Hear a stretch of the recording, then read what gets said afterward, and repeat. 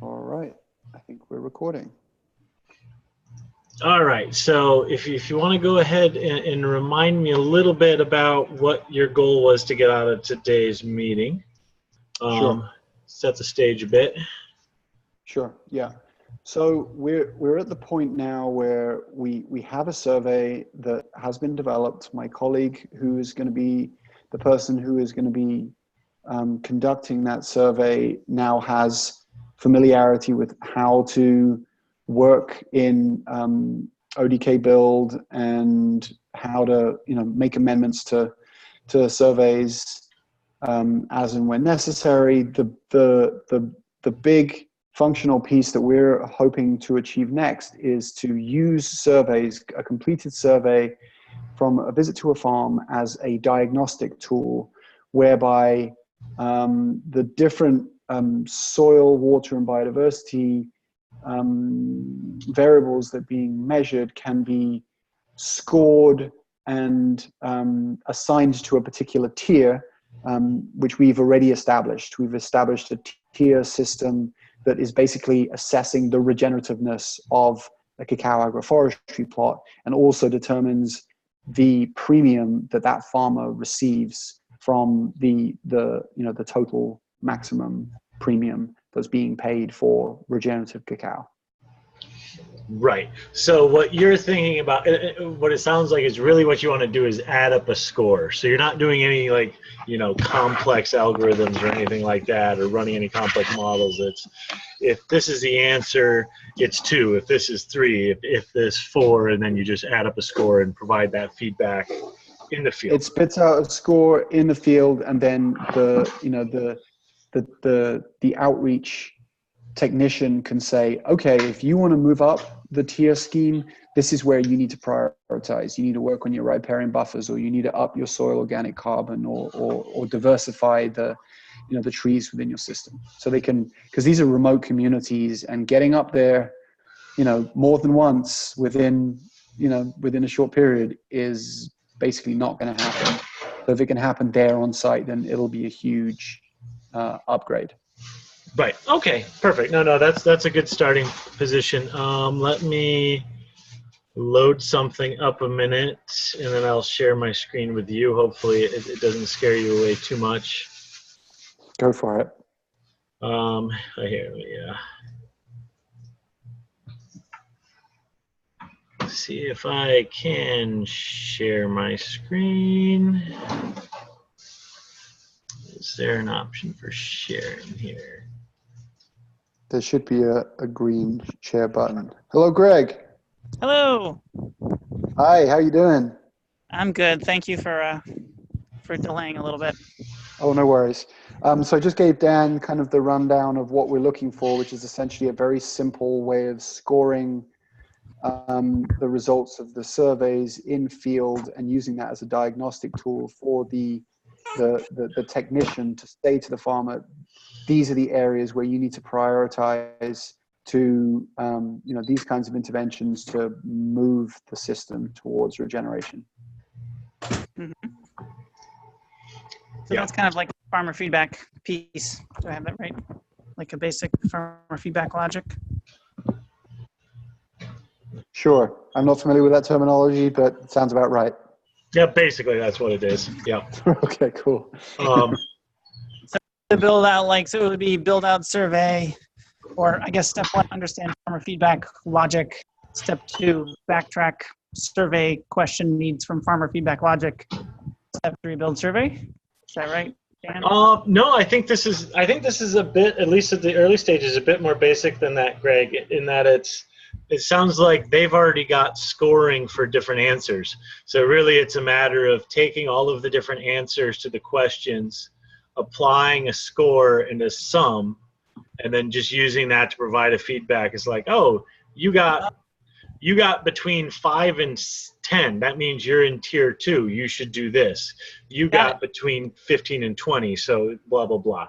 Cool. Well, we've actually used a 0 to 5 scale for everything.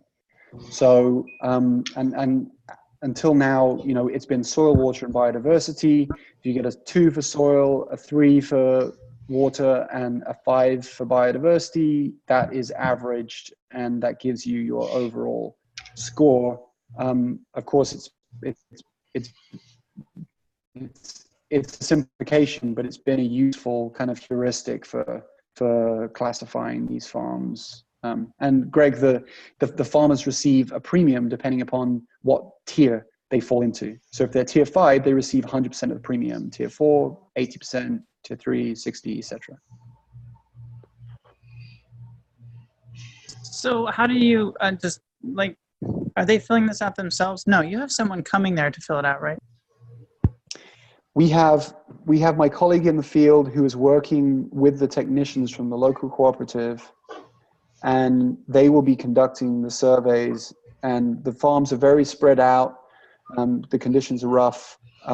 So them being able to do this kind of diagnostic on site will be, it'll really help things move along. But as Dan's saying, it's pretty simple. It's just a matter of scoring, adding up those scores and saying, right, this is where you need to pay attention to. That should not be a problem. Yeah, so definitely doable, but it'll definitely take some time and consideration on the person who's writing the model, just because you kind of have to hard code everything. But what it'll look like for the technician in the field is just an extra button. So when they go through and they answer all the questions, basically they'll just be one button at the end that says, calculate final results, or, determine score, or however you want to word it. You hit that button and then it'll output. You have control over what the feedback will look like to the person. So you can have different color coding for things. You can have, different boxes to put pieces of information in, what you want at the top, what you want below that. That'll all be pretty simple. It'll just be really someone spending the time to go through and code all the logic that you need to enter. And that's just kind of a time consumer, but not overly technical. And that's going to be JavaScript, right? Yes. And I would even say this too. You're actually going to have probably only 3 or 4 max ways you want to evaluate things, and then you're just going to repeat that a whole bunch of times. So I think actually if we just helped you set up a couple of those pieces, then you would just copy paste the heck out of things and sort of scale it from there, right? Mm-hmm. That sounds about right to me. Yeah, that makes the most sense. Now what do we do? All right. Well, I was thinking of showing him the, what do you call it, Video Studio, and just show him what it looks like. But it might be better if you started doing that, because I'll need to jump off in 15 minutes. So I don't know if you had a model, if you're on your computer, that you could open up and just show to walk through, or I can start for now. That's fine too. Oh, it's cool. Just give me 2 minutes. Maybe in the meanwhile, Dan, you might just give a little kind of update how what you're doing in Malawi is going, because it seems like there was some parallels.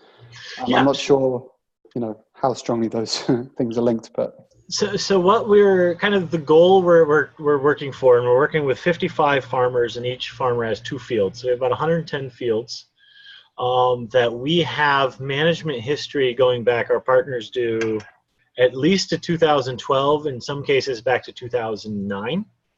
So what we want to do now is what I've been working on, is getting all of the data integrated into an open source farm management tool.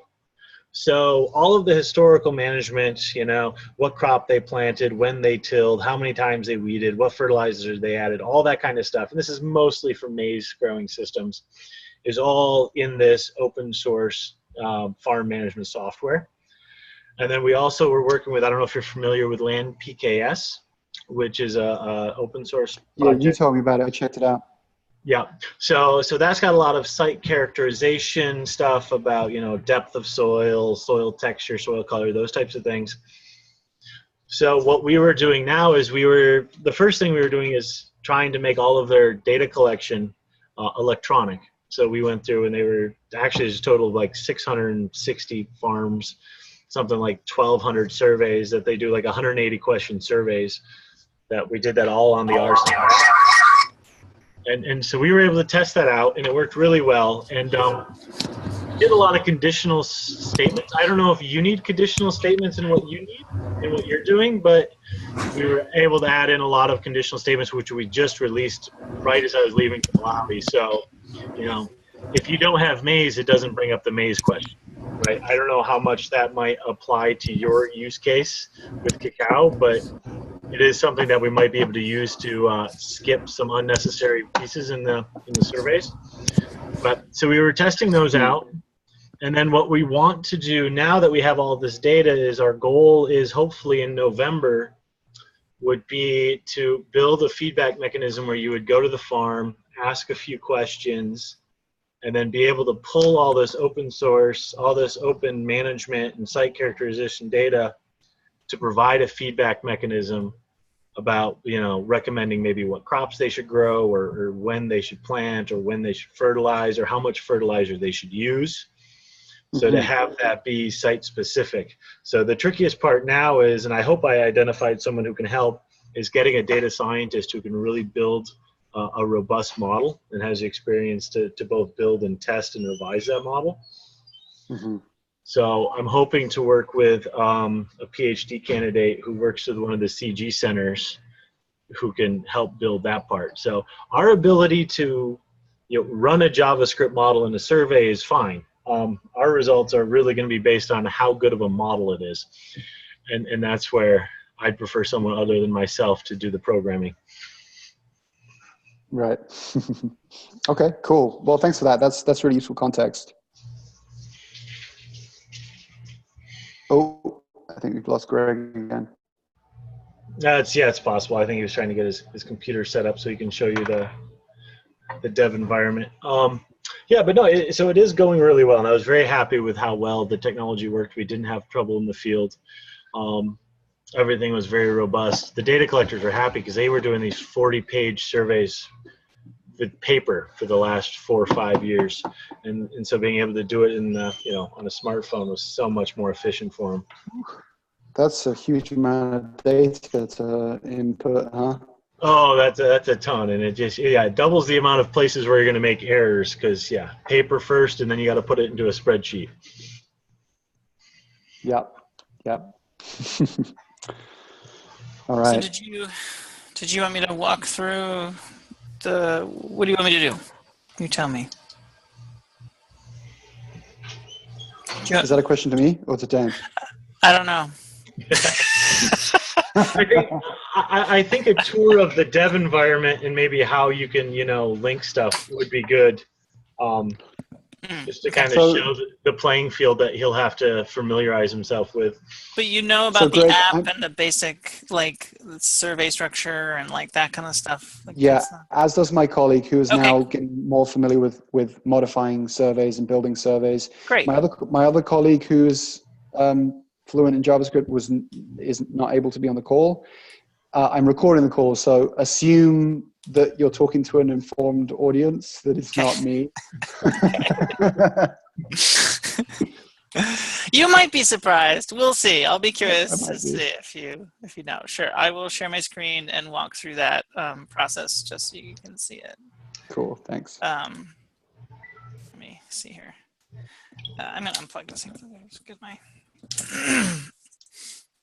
Just gonna plug back in. Okay. Share screen. Okay. All right, can you see it? Yep. All right. So this is Visual Studio Code, which is a development environment. If someone's familiar with JavaScript, they're familiar with development environments. It's just basically a place to code that kind of gives you easy access to different files that you might be coding. I guess I'll start with, so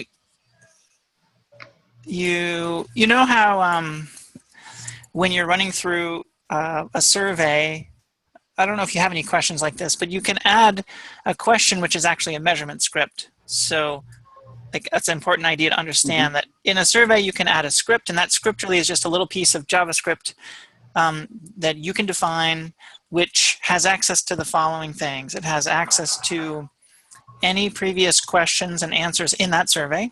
So like, did they answer question 1? If so, what was the answer? And now you can use that in your code. It has access to the internet through standard JavaScript functionality to access things like APIs, whether that be a weather API or a SoilGrids API or other things. It has access to Bluetooth or USB outputs from the phone. So if you're trying to talk to a device, like in our case, we have the spectrometer, you can also access that and receive the information. So when you're thinking about like, well, what does this like script do? That's what it does. It takes information from those sources, and then whatever you want to do in JavaScript using, again, if you're familiar with this space, using NPM, which is Node Package Manager, which is kind of a standard library management system for JavaScript, where you can pull in libraries to do all kinds of different things. If you can find it in NPM, then you can do it in that script. And then finally, you can output the results of that in whatever way you want back to the user so they can see it display. And that could include graphs, it could include text, it can include warnings or errors or whatever you want. So that's one output. And then the other output is you can choose which values you want to save back to the website. And those two things are different because sometimes you want to show the user a lot of information so that they can make a decision about what they want to do. But you don't really want to save a lot of information to your database. You just want to save 2 pieces of information. So it's important to be able to show the user a set of things, but then also choose like, okay, I only just want to save these 2 things to the database. So that's the basic structure. Collect from many sources, run script, which has access to NPM, and then output those values to the user and save some values back to the website. That's hopefully that gives somebody the structure so they can understand what we're doing. Okay, so so if you want to access, create a measurement script, then we're on GitLab, and you can go to measurement scripts. So gitlab.com/rsci/measurement scripts. And each of these folders is a separate script. And you can sync this whole big pile of things, or you can just sync a couple. And you're going to copy one of these folders, maybe that's similar to what you're trying to do, and work from there probably. And that'll be the script that you're managing. So now imagine I did that, through Git. I've opened up that folder in Microsoft Visual Studio. And in each of these folders, you see a couple of things. You see, oops, sorry, hang on. I've got dashboards open, hang on. Let me think. What's a good example for you guys? I think the veg model would be a good one because it's just pulling data from previous ones and doing a little bit of math. Like example of what we're doing, like veg model 3, I think would be, if it's there, I think it's, yeah. This one? Yeah, I don't even know what this is. Is this one of your ones?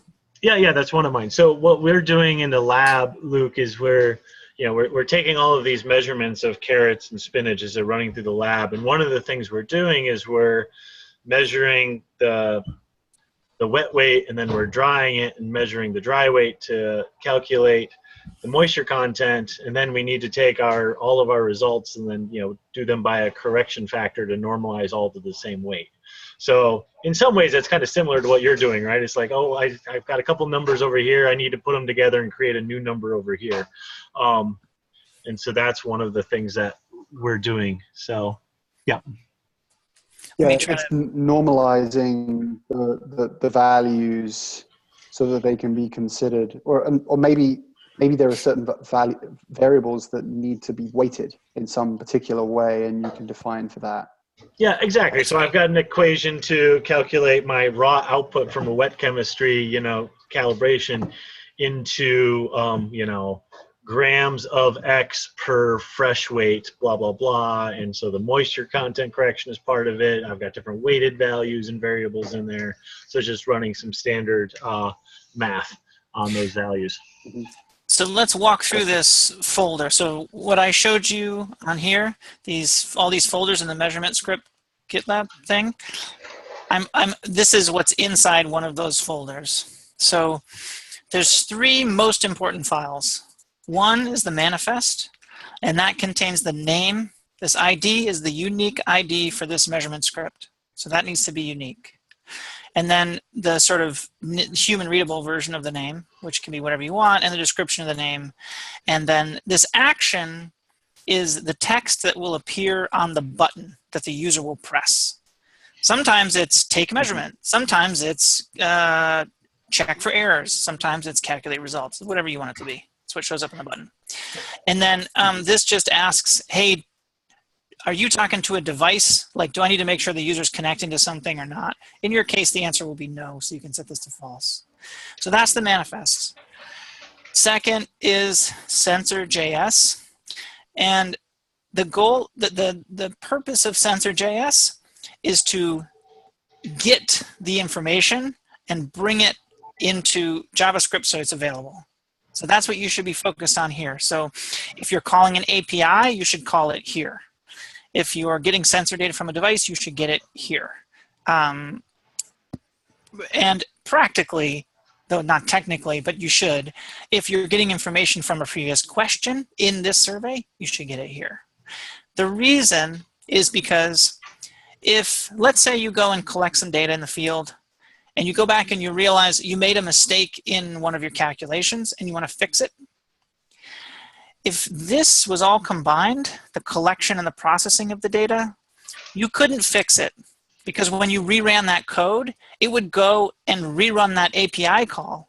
But now it's sitting on a server somewhere. You're not on your phone, right? Because it's been pushed back to the server.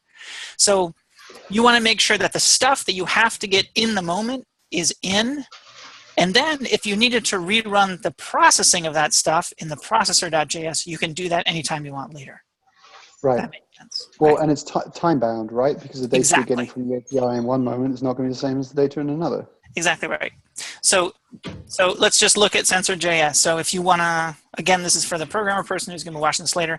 If you want to import libraries, you can import libraries here. If you have questions about that, you should send emails to Manuel, who's the maintainer. You can find him on GitLab. But basically, if you have an NPM library you want to access, you can do it here. So what are we doing? We're saying, hey, go get the data from these questions. And you can put in some mock answers. So like here, basically here is all of the questions that this measurement script will have access to in your survey. So the first question is, what's your sample type? You know, blah, blah, blah. Some of these things are actually measurement scripts in of themselves, so they give a lot of output. But some of them are just simple questions like, how much extractant did you use? What was the concentration of NaOH? And that's what you're going to see. You're just going to see a bunch of stuff like this, like simple answers. So in sensor.js, you're going to go get the answers to those things, bring them in. You know, maybe you're going to parse them or check for undefined values or check for missing values or whatever. You know, that's what this stuff is just sanity checking. And then you're going to save it. So this app.result means everything that I put in the result variable, save to result. Oh, I got to run this first, sorry. So in order to run this code, you go to tasks, run build task, and then run sensor. It says sensor because we usually connect to sensors, but it really just means run the code. Whoops, sorry, I haven't run this one before. Actually, this is a good example. So when you first create this folder, you got to go into the folder. What's it called again? Veg Model 3. Veg Model 3, thank you. So now, where is it? terminal. All right, so go into the folder and you do npm install, and what that does is that every node library that you're saying you need, it will go fetch and install. So so that's the first thing you have to do. So yeah, I do this every single time. Like I copy a folder and then I go to try it, and it's like, oh yeah, I didn't like install the libraries first. So, And all the error messages are just saying the data that you're calling for, we can't access. these ones, you mean? And when you got the bunch of error messages before, Oh yeah. it was like there's trying to connect to an API, but the It's link is it's saying, hey, you're calling functions that I've never heard of because I didn't see any of the functions from the library yet. So gotcha. I think I'm also calling an unnecessarily large number of functions because we should have probably commented out 3/4 of these libraries. That's one thing we tend not to do. We tend to just copy paste and use stuff, and like there's a lot of bloat. I don't think we're using like the moment library, but who knows, whatever. This is going to be like a 20 meg file. It's totally unnecessary. Anyway. It's cool. I mean, that it's great to see behind the scenes, like how this all, like how all that complexity is coded for. It's way over my head, but it's all dependent on other people doing things correctly. Yeah. So now it's true, unfortunately. Okay, so now let's try this again. Run build task, run sensor. Let's hope this doesn't break. I'm not familiar with this one. So now it's running it, and what happened? So it ran this code, and it went and pulled a bunch of data from this mock answers, and then it saved it, and it created this data folder with a result.json. And so here's all the stuff that we pulled, which had we had a device, it would have pulled stuff from the device. If we were calling APIs, it would be pulling things from APIs. In this case, we're just pulling fake answers from this answers.json. So this is important. Whoever the programmer is that's listening to this, this is a development environment. So the goal is that you're not having to take real measurements, that you're able to create like a little example and then just iterate on it. So what you'll want to do is you'll want to go create your survey and fill it out, with real answers, and then save it and stick it in here. Stick it in this answers.json, because then when you're in your development environment and you're testing out, you have something to reference real. Like this is what it's really going to look like. So this is really useful. So okay, so I ran my sensor, which means I ran sensor.js, and I saved all the output to result.json. Okay, so now the next thing that's going to happen is I'm going to process and visualize result.json out to the user. And that's what processor.js is. So let's see what he's doing here. Okay, so we have a bunch of normalization values that he's, for carrots and spinach. Normalization weights. He's saying for each food, check to see if it's not a number, and if it is, provide a warning, or provide an error. I gotta actually hop off now that you're getting to the point where you might need me. This is actually when I need to leave. I'm sorry. That's I okay. think I got it. I can follow. No, it's a pretty self-explanatory one, and it's one that's been tested pretty well, so it shouldn't have a bunch of weird shit in it. So it should be good. Okay. Great. Thanks a lot, Dan. Appreciate it. You bet. See ya. Take care. So now we're just getting into like, hey, if something is out of range or if something is broken, tell the user, right? If the moisture content is greater than this or less than this, let them know, blah, blah, blah. Otherwise, let them know this, give them the actual value. And by the way, save the value. Are you there? Yeah, I'm still here. Okay, cool. Otherwise, save the value. So remember I said there's two things you can do. You can display information to the user, or you can save it so that it goes to the website. The CSV export is the way that you save it to the website. So now we're gonna have a variable in this survey called moisture content, which is going to be saved with, basically this value rounded to 2, digits. Like that's what this is saying. So yeah, I mean, that's all this is. It's just that over and over again, these little dependencies. So again, this is a development environment. So the purpose here is to try to replicate what's happening in the real world and iterate quickly. So let's do the final point of replication, which is go up to tasks and run build task. You've run the sensor, so you created result.json. And now you actually want to see what it looks like. So click on Start Dev Server. And what that's doing is it's starting a server from which we can actually, hopefully this works, from which we can actually display like a, like Chrome and actually show what this would look like on the phone. And that's what we're going to do. So we did that, and then you hit Control, let's see if I get this right, Control F5, Function F5. I don't know, maybe just F5. Okay, for me it's Function F5. That opens a window in Chrome. And in theory, that should output what the user would see on the phone.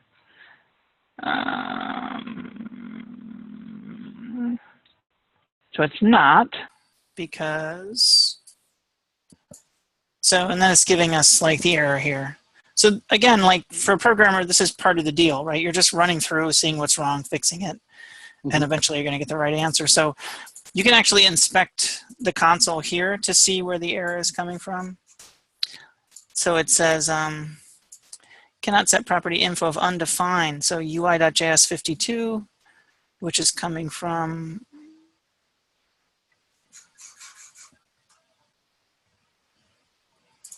I think we're missing this library. I think that's what it was saying before. lib.ui. Let's go check that out. Lib UI. Oh, of undefined. Okay. So it's trying to do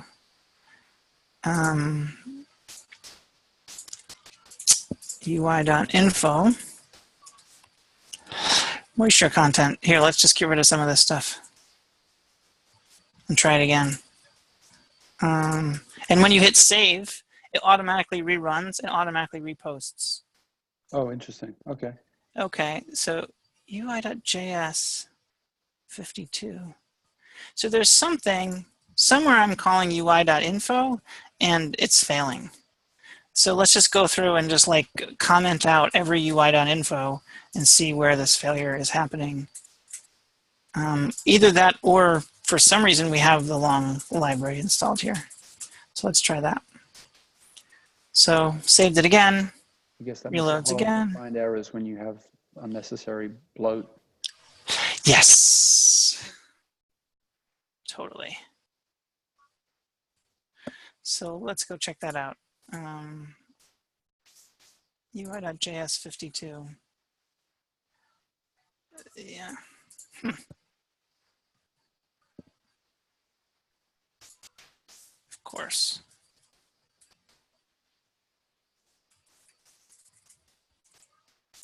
Yeah, I don't get that. I don't quite understand why that's doing that.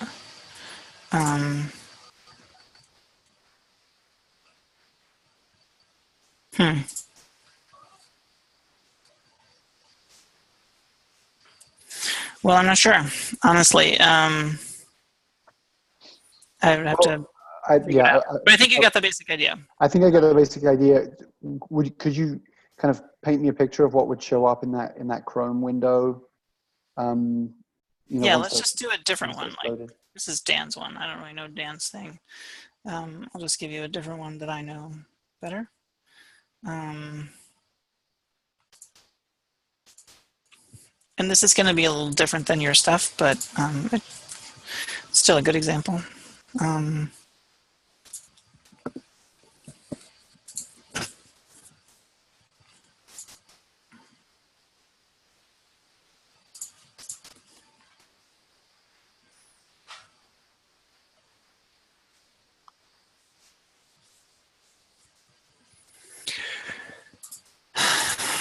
OMG, for real.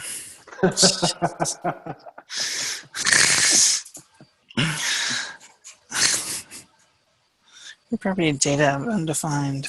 Well, maybe I'll run it first.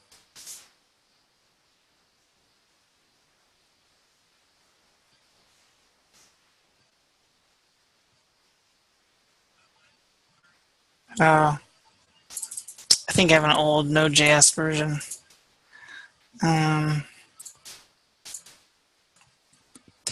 The problem is if you don't work with this stuff for a while, then like everything gets out of date because you still have to version everything. There's kind of no like way around that, which is unfortunate.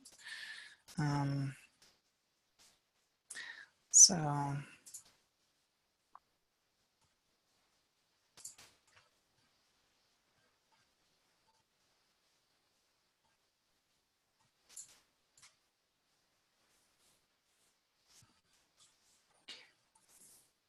there we go. So this is an example like output.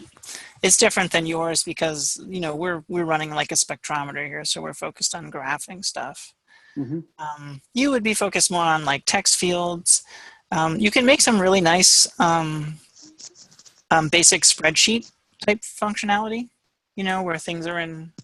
If you wanted to make a nice list, that had different elements and stuff, you can do that. You can highlight things. You can make headers. You can change these little values. You can make the background red if it's an error or yellow if it's a warning. And we have standard UI functions for those things. Yeah, so really you have way more flexibility. We've just provided you with a sort of a simplified set of a text box or a graph box or whatever, but you could make it whatever you wanted it to be. So, yeah. Cool. Awesome. I have one quick question. You said API is used in a kind of in a loose way. That's just kind of that's connecting to some external data source. If I had a GIS database that I wanted to reference to, would I have to set up, like how would I go about that? If I had, for example, a land use classification shape file that I want to reference to, how might I do that? I would have to ask Manuel. I can give you some examples of how, like, for example, we pull from soil grids. So we have like a soil grid API call, which is just a little function. That's cloud-based, right? That's correct. That's on a server somewhere where you can just call it up. Sure. If you have just is it one file that contains the information relevant for everyone using that survey? Is everyone a different file? It could be. It could be just a GIS map that created has different layers about the connectivity potential of a particular plot, or the soil types within a particular area, or any number of different layers of data that might inform my survey and will be getting validated or augmented by my my farmer survey, but to be able to call that up. This is further down the line, of course. But well, are you familiar with soil grids? I haven't used it personally. No. It's quite robust, and I don't know how. Where are you? I'm in Pennsylvania currently. Where are you taking these measurements? Oh, for the survey? Yeah. Ecuador. Okay. It's reasonably well filled out for this area. It's not like there's nothing here. So you may want to consider using soil grids. So if I pick an area in soil grids, for example, if you're interested in soil information, it gives you a lot. It gives you soil classification. It calculates cation exchange capacity. It's quite robust. Pretty comprehensive. It is, and so soil grids exists because every country maintains their own soil survey in its own wonky ass format, And SoilGrids really just takes them all and sort of creates a single accessible endpoint in using a single format. But it's really coming from all the different countries' information. It's quite good. Very cool. Yeah, I'll have to check that one out. So if you're interested in using SoilGrids, we already have that. That's like in stock. If you have other specific things you would like to call through the internet, just like send us information about it, or your guy can look into it and see if he can build a little library in JavaScript or understand what their API call is about. Or I imagine I can just host my maps on ArcGIS Online or something, and just be able to call it that way. Could do that. Or, I mean, the other thing that we could look into is if you know where everyone's going to be and it's a fixed size map, you can just stick stuff in folders here. We do it all the time. Like, you can just put something here, like your map, and then just reference the file. Like, then you're completely offline. You don't have to worry about it. But if you're in a situation where you don't know where you're going to be. So on your own machine. Yeah. Cool. Okay. Yeah. I mean, that definitely makes it a lot easier, huh? Yeah. I mean, it can't be like a 200 megabyte file. It would have, it'd have to be a reasonable size to stick in here. And you'd need to make sure that we had some JavaScript that could talk to it, depending on what format it's in and all that kind of stuff. But yeah. We do that a lot. We do that with CSV files. And that's good. That's good. Yep. So great. Awesome. Well, this is probably not even capable of asking the questions that somebody who is more informed would ask.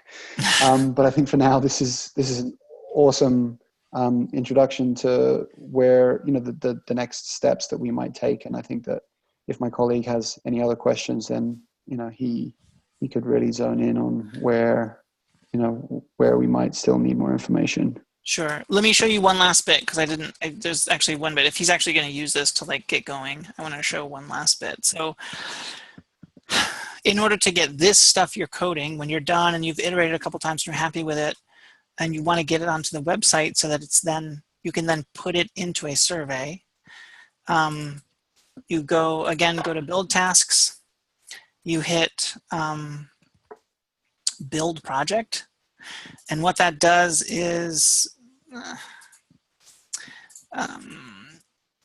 it builds the project into, let me find one that has it, into a distribution folder. So a dist folder will appear, and then in there is the compiled version of these three files: sensor, manifest, and processor. Then you go to the website. I know this is wonky, and we're going to make this all automatic, but we're not there yet. You will click on scripts. So app.rsci.net, click on scripts, create a script, drag these three files into this. If you're overwriting an existing file, just make sure that the manifest ID is the same as the manifest ID that you're overwriting, and then click on overwrite. Then it'll automatically just replace the one that's in there. If you're creating a new one, just make sure it's a unique ID here. That's what's going to define whether or not overwrites or not. Drag it on here, and then you're good. Now, when you already know about the survey stuff, right? So how would you use it in a survey?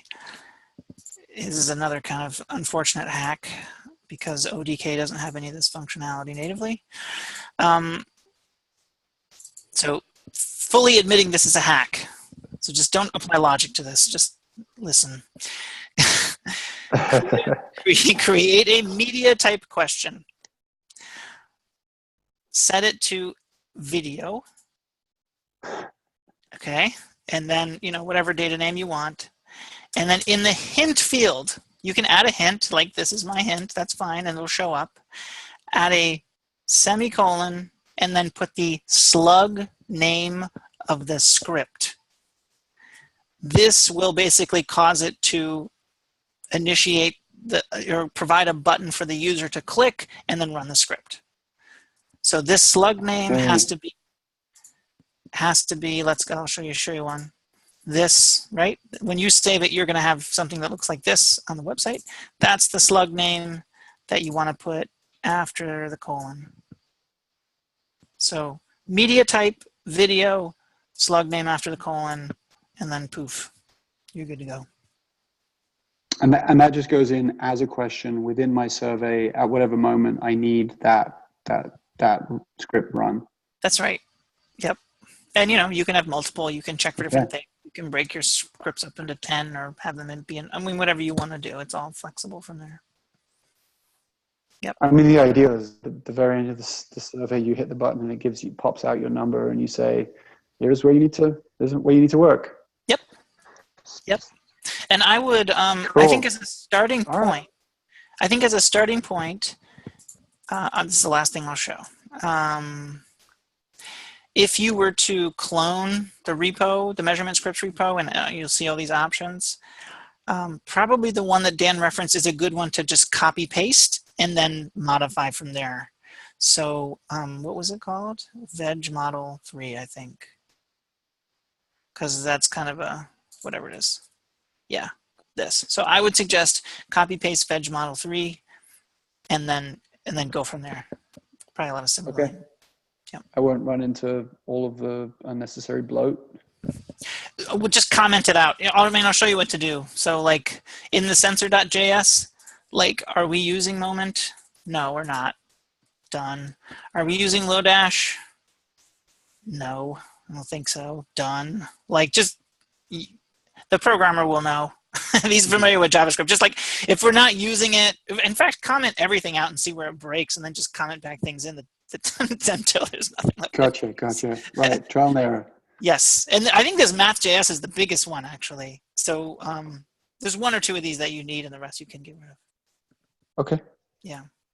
Same on the processor.js. So. Awesome. Yeah. Great. Thanks for this, Greg. I really appreciate it. Yeah, I'm glad that I recorded this because I would be able to repeat none of this at all. Yes. Like I said, the big pieces we have to improve is like the saving piece. It's really wonky now with the whole slug thing.